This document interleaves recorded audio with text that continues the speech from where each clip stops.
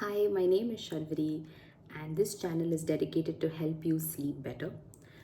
This series of videos I call the sleeper cells, and I do so because I believe the cells that you need to sleep deeper, better, and to get there faster are already inside your body. All you gotta do is activate them. So that's the concept of sleeper cells.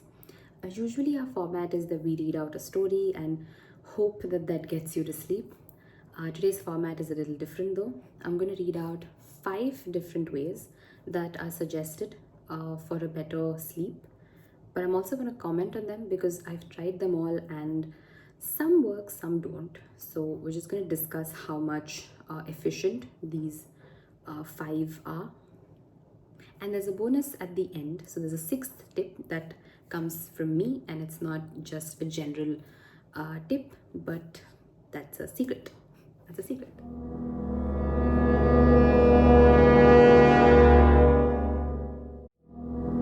All right, let's dive into the 5 tips. Good sleep habits are also called sleep hygiene. So that's what we're going to tackle here.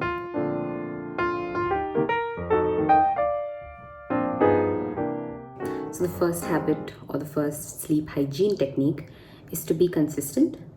Go to bed at the same time each night and get up at the same time each morning, including weekends.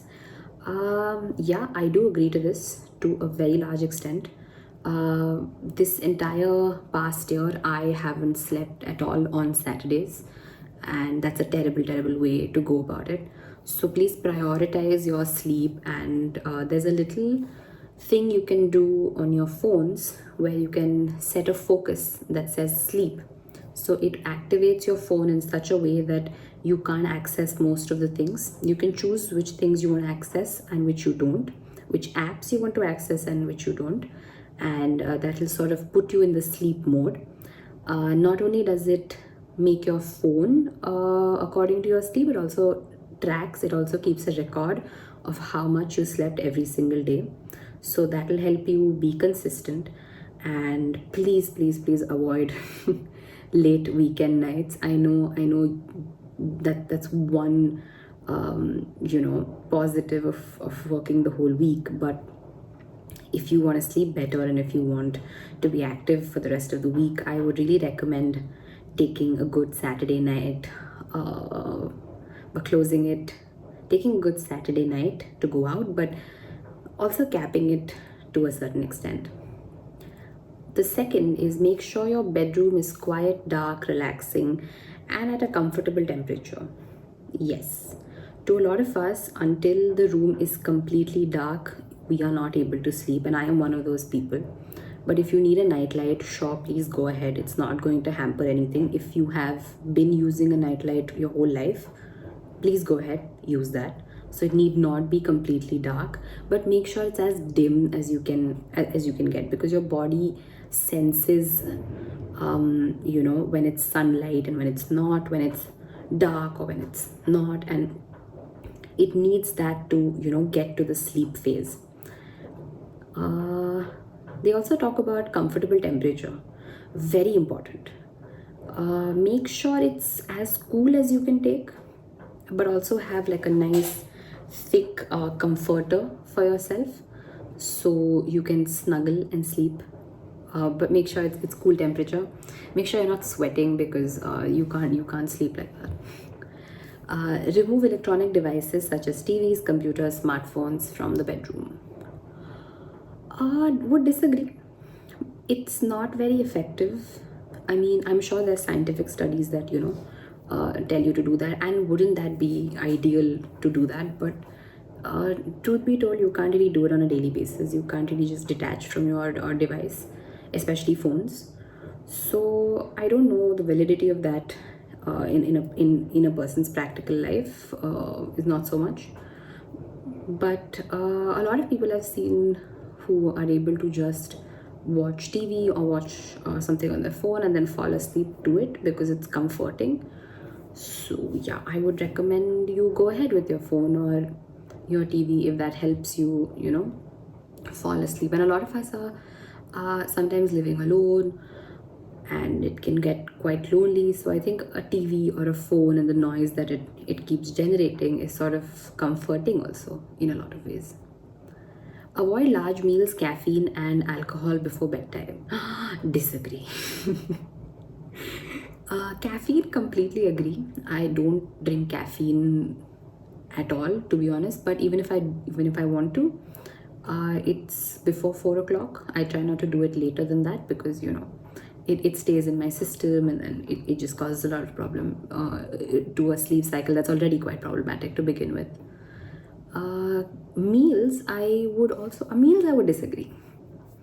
I think a good heavy biryani from some place like Nagarjuna really helps you sleep a lot better. And alcohol, yeah, in the long run, you will have problems with alcohol. But in my opinion, or in my experience of 24 years of this life, and about 3 years of drinking, I've had the best naps with red wine.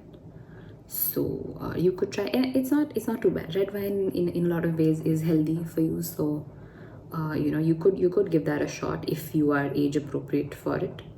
And if given that you don't have any other ailments, wine has a lot of sugar, so a lot of diabetic people should keep away from it. Or if you're watching your weight, try not to. But yeah, alcohol may help, to be frank, but it's just a short term fix. It's not a good long term fix. And it's also addictive, so I mean, keep that in mind. Get some exercise. Being physically active during the day can help you fall asleep more easily at night. Absolutely, yes, 110%. That works. But make sure you don't overdo it. If your muscles are very tired from gymming or swimming or any sort of exercise that you might do, that can be counterproductive. You might have trouble falling asleep if your muscles are very, very tired. So do not overdo it. Make sure you only push yourself until where you can take it.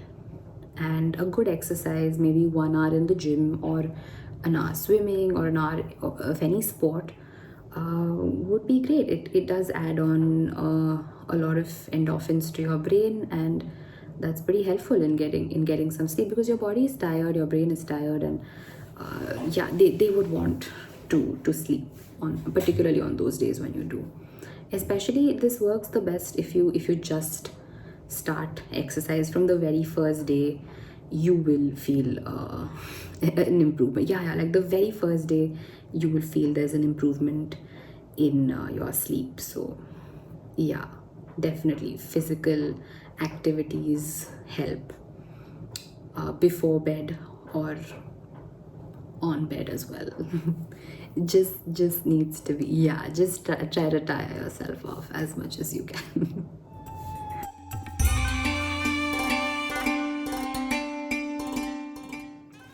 So after speaking about the 5 tips, let's come to my secret tip, and that is to listen to a story before you sleep. Once you put yourself on your bed in a comfortable position, with your shoulders and your jaw relaxed, basically your entire body relaxed, try listening to a story. We've got a couple on our channel. There's many more channels who do that. There's an app called Calm who've made such content that will help you sleep better. And this comes from when I was young. My mom used to read these stories out to me, and they would mostly be mystery stories, Agatha Christie or Sidney Sheldon, and she would read these books on a daily basis and then come and tell us all these stories. But make sure it's not very gory or very intense horror or thriller, because if you watch something like Midsommar, you probably won't be able to sleep for at least 2-3 days. So make sure it's a nice soft story with a good Scooby-Doo reveal to it.